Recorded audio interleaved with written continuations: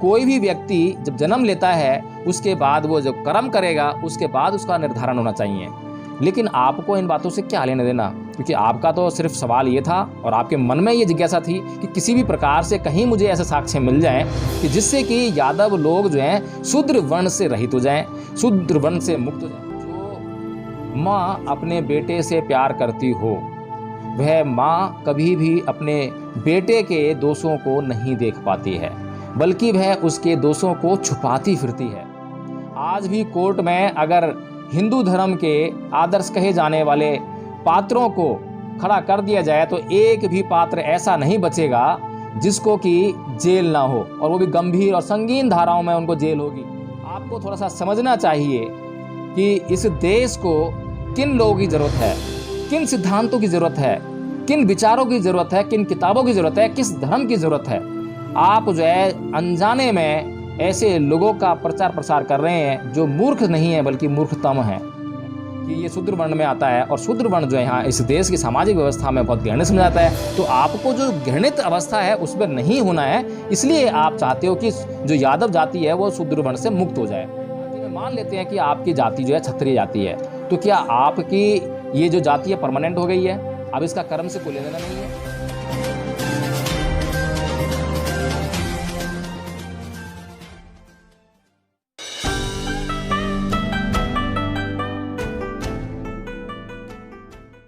जय भीम, नमो बुद्ध। साथियों आज हम फिर से एक बार चर्चा करेंगे ओम यादव की। आपने एलिगेशन लगाया राजकुमार यादव जी पर कि स्वयं पढ़े लिखे नहीं होते हैं, किताबें नहीं पढ़े होती हैं उन्होंने जो है, और द्वापर युग त्रेता युग की आप बात करते हैं कि राम जो है त्रेता युग की पैदाइश हैं, कृष्ण जी जो हैं द्वापर युग की पैदाइश हैं। तो आपने इस तरह से जो है राजकुमार यादव जी को यह बताने का प्रयास किया है कि वह इंटेलेक्चुअल तो बिल्कुल भी नहीं है। आपके बारे में क्या ख्याल है? क्या आप इंटेलेक्चुअल हैं? क्या आपने ये सारी किताबें पढ़ी हैं? मैंने आपको अपने पिछले वीडियो में ये कहा था, बहुत ही अनुनय विनय के साथ कहा था, आदरपूर्वक कहा था कि आप जो है अपने धर्म ग्रंथों का स्वतंत्र होकर अध्ययन कीजिए, निष्पक्ष होकर। साथ ही साथ परम पूज्य बाबा साहब डॉक्टर भीमराव अम्बेडकर के साहित्य को अगर आप अध्ययन कर लेते हैं उसका, जो कि बहुत संक्षिप्त में है, आपको पूरे हिंदू धर्म के अंदर कहाँ कहाँ क्या क्या बीमारी है उसका पूरा ब्यौरा आपको मिल जाता है संक्षिप्त में। अगर आप वेद पढ़ना चाहोगे तो 4 वेद आपको पढ़ने पड़ेंगे, फिर उपनिषद पढ़ने पड़ेंगे आपको, बहुत सारे हैं जो।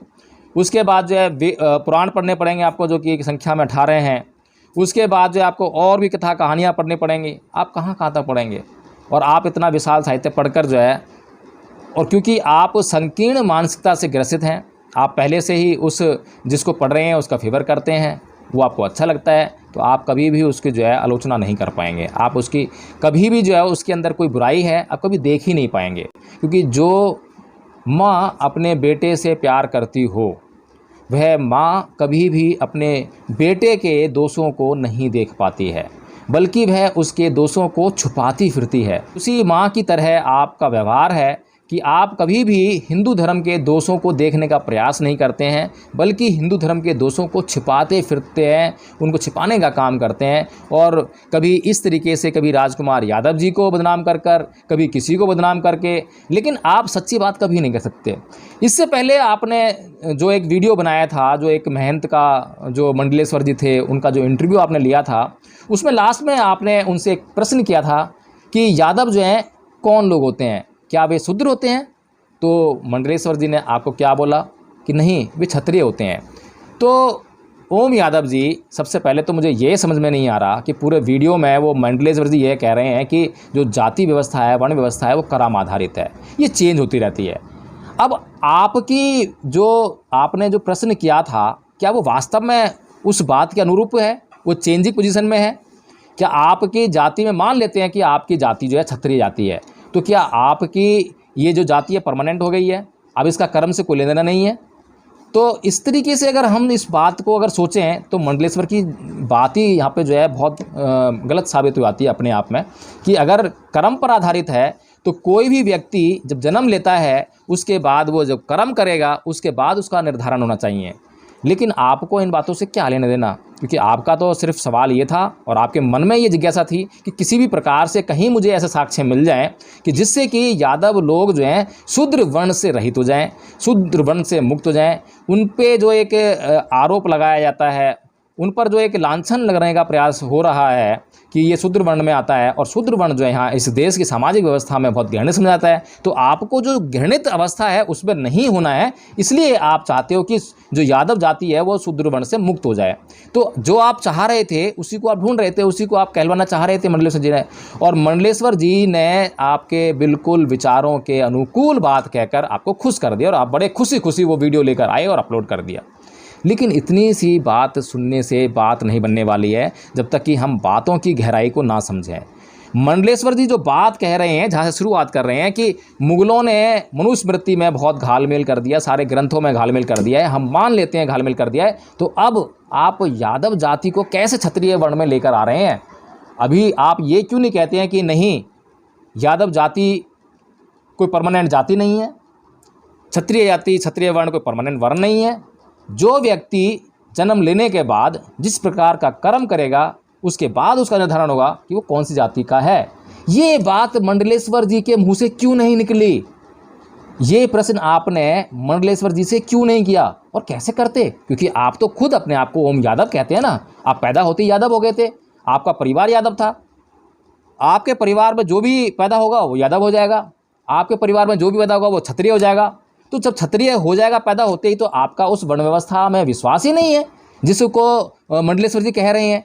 अब मंडलेश्वर जी जो समझा रहे हैं, जो कह रहे हैं, ना तो आप समझने का प्रयास कर रहे हैं, ना अपनी बात समझाने का प्रयास कर रहे हैं, बल्कि जो लोग आपको सही बात समझाने का प्रयास कर रहे हैं, सच्ची बात कहने का प्रयास कर रहे हैं, सच्चा इतिहास आपके सामने प्रस्तुत करने का प्रयास कर रहे हैं, आप उन पर सवाल निशान लगा रहे हैं, आप उन पर आरोप लगा रहे हैं, आप उन पर लांछन लगा रहे हैं, आप उनको बदनाम करने का काम कर रहे हैं, बजाय इस बात के कि आप जो है उसकी सच्चाई से, पूरी ईमानदारी से छानबीन करें।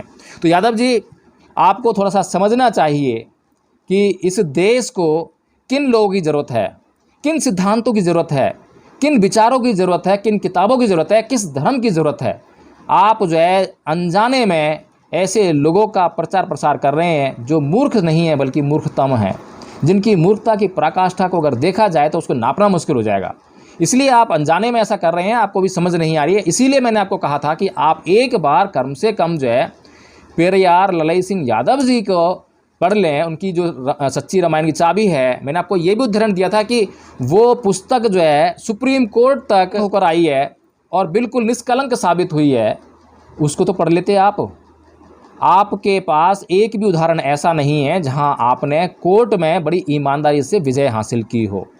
आज भी कोर्ट में अगर हिंदू धर्म के आदर्श कहे जाने वाले पात्रों को खड़ा कर दिया जाए तो एक भी पात्र ऐसा नहीं बचेगा जिसको कि जेल ना हो, और वो भी गंभीर और संगीन धाराओं में उनको जेल होगी। और जिस विचारधारा को फैलाने की हम बात कर रहे हैं, जिस विचारधारा के कारण यह देश पूरे विश्व में विश्व गुरु का दर्जा पाया, उसके किसी भी पात्र को आप उठा लीजिए, एक भी पात्र ऐसा नहीं मिलेगा जिसके ऊपर एक भी धारा के अंतर्गत कोई केस दर्ज हो सके। बल्कि पूरा विश्व जब उनकी विचारधारा को जानता है, समझता है, सुनता है, तो उनको अपनाने का प्रयास करता है, उन पर आचरण करने का प्रयास करता है। आप कैसे, आप जो है समझ नहीं पा रहे हैं, मेरी बात समझ में नहीं आ रही है कि आप किस मानसिकता के व्यक्ति हैं। आपने वीडियो में ये भी कहा है कि राजकुमार यादव जी ने इंद्र और कृष्ण के बीच संबंध बताया है कि इंद्र जो है ब्राह्मण राजा है और उसने काले कृष्ण की हत्या करी। अब ये बताइए, अभी जो बात राजकुमार जी कह रहे हैं, आपके अंदर तो जिज्ञासा आनी चाहिए थी, क्योंकि आप कृष्ण को मानने वाले हैं, कृष्ण को ईश्वर मानते हैं। अगर आप कृष्ण को ईश्वर मानते हैं और कृष्ण को अपना वंशज मानते हैं, अपना पूर्वज मानते हैं, तो आपको तो ये बात चुभनी चाहिए थी कि इंद्र ने अगर हत्या की है मेरे पूर्वज की, तो मुझे जानना चाहिए, समझना चाहिए। आपको तुरंत भाग के जाना चाहिए था राजकुमार यादव जी के पास कि मुझे पूरी बात आइए, बात क्या है, प्रमाण क्या है। और अगर राजकुमार यादव जी आपको बात न बताते, उसका प्रमाण ना देते, तब तो राजकुमार यादव जी वैसे ही गलत आते। तो ये जो मामला है काले कृष्ण और इंद्र के बीच का, ये ऐतिहासिक मामला है। और जब उन्होंने बताया कि ऋग्वेद से ये उद्धरण लिया है, तो आपने क्या आरोप लगाया कि अब तो इनका ऋग्वेद में विश्वास है। महाराज, ऋग्वेद में विश्वास नहीं है, लेकिन ऋग्वेद जो लिखा हुआ है, जो किताब है उसमें क्या लिखा हुआ है उनको तो जांच करेंगे ना। जो लिखा हुआ है वो किसने लिखा है, उसका मतलब क्या है, इसको तो लेंगे ना। कहीं ना कहीं से जो है, जो भी पुरानी किताबें लिखी हुई हैं उनसे कहीं ना कहीं कुछ ना कुछ जो उस समय की जो परिस्थितियाँ थीं, उस समय के लोग थे, उस समय की भौगोलिक स्थितियाँ थी, उनकी जानकारियाँ मिलती हैं। तो कुछ ऐतिहासिकता मिल जाती है कभी ना कभी, कहीं ना कहीं भूले बिसरे जो है। और आपने लास्ट में एक बात कही कि ललित सिंह यादव से ज़्यादा घटिया व्यक्ति कोई नहीं हो सकता। हम मानने के लिए तैयार हैं। हम राजकुमार यादव जी को भी बहुत घटिया आदमी मानने के लिए तैयार हैं। मैं अपने आप को स्वयं बहुत घटिया आदमी मानने के लिए तैयार हूँ। लेकिन ओम यादव जी खाली इतना कह देने भर से काम नहीं चलने वाला। आपको एक एक बात को साबित करना होगा। आपको जब हमने यह कह रखा है, हमारे समाज का, इस विचारधारा का, इस संस्कृति का कोई भी व्यक्ति, चाहे वो तथागत बुद्ध हों, परम पूज्य बाबा डॉक्टर भीमराव अम्बेडकर हों, पेरियार ललित सिंह यादव जी हों, कोई भी व्यक्ति हो, चाहे वो राजकुमार यादव जी हो, चाहे मैं स्वयं क्यों ना हूँ, हम लोग कभी भी किसी भी व्यक्ति को केवल मान लेने के लिए बात नहीं कहते हैं। हम कभी नहीं कहते हैं कि आप बौद्ध धर्म को मान लो। हम कभी नहीं कहते हैं कि आप हिंदू धर्म छोड़ के बौद्ध बन जाओ। हम केवल यही कहते हैं कि पहले जान लो, जांच कर लो, प्रमाण इकट्ठे कर लो। जब आपकी जांच पूरी हो जाए, जब आपके पास प्रमाण आ जाए, तब आप जो है स्वयं से मान ही लोगे। क्योंकि इतना भी होने के बाद अगर आपके पास इतनी भी बुद्धि नहीं है कि सही चीज़ों को अपने घर में ले आएँ, सही चीज़ों को अपनी बुद्धि में शामिल कर लें, तो फिर आपका भला, आपका कल्याण, आपका मंगल कोई नहीं कर सकता। इस दुनिया में आपका मंगल हो ही नहीं सकता। तो ओम यादव जी, मैं फिर से आपको जो है एक बार यही अनुनय विनय करूँगा, आपसे आग्रह करूँगा, आप कृपया करके आप जो है जांच कीजिए। आप उन धर्म ग्रंथों को पढ़िए और जब आप जांच करेंगे और जो जांच में आपको मिले आप वो परोस दीजिए। हमें कोई समस्या नहीं है, कोई आपत्ति नहीं है। इसी से इस वीडियो को समाप्त करते हैं। जय भीम, नमो साथियों।